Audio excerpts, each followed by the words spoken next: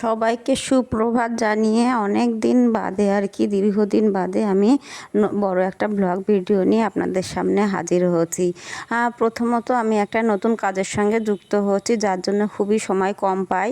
আর তাছাড়াও ফোনটা আমার কাছে অনেক সময় থাকে না, যার দরুন আমি এখন ভিডিও আপনাদেরকে আপলোড দিতে পারছি না, বানাতে পারছি না।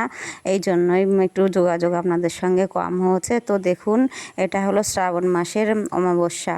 তা গতকাল ছিল এই পুজো আমাদের মন্দিরে। সবাই জানেন আমি আমাদের মায়ের বাৎসরিক মানে প্রতিষ্ঠা করা মায়ের মন্দিরে আমি প্রত্যেক অমাবস্যাতে মাকে পুজো দেওয়ার চেষ্টা করি। মাঝে মাঝে হয়তো মিস্টেক হয়ে যায়, আমি দিতে পারি না।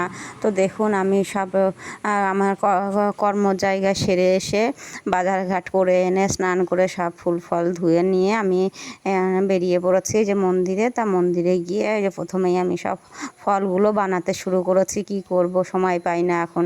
যতটা পারি ঠাকুরের জন্য করার চেষ্টা করি, মন থেকে তো ডাকি, তবে মন্দিরে গিয়ে এখন সবসময় তোলা হয়ে ওঠে না। তারপরে দেখুন মন্দিরে পুজো শুরু হয়ে গেছে, সবাই দেখুন।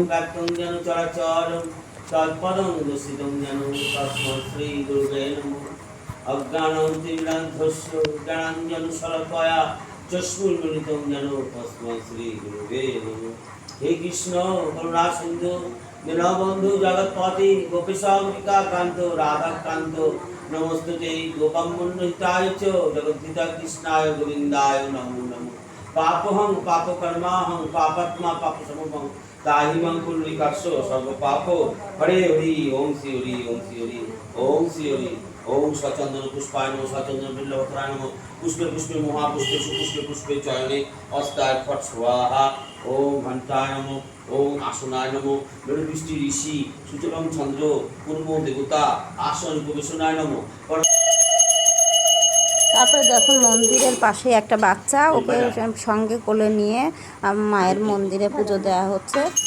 তো তারপরে দেখুন মাকে আমি নিষ্ঠা সহকারে পুজো দিয়ে তারপরে মন্দির থেকে প্রসাদ নিয়ে অবশেষে অনেক রাত হয়ে গেছিলো, রাতেই পুজোটা হয়েছে। তো বাড়িতে এসেছি, বাড়িতে এসে তারপরে ঘরেরও একটু কাজ ছিল, সেরে টেরে তারপরে আমি আজকের মতো এখানেই আর কি জয় মা কালী বলে আমার পুজো আর কি ব্লগ ভিডিওটা এখানে শেষ করছি।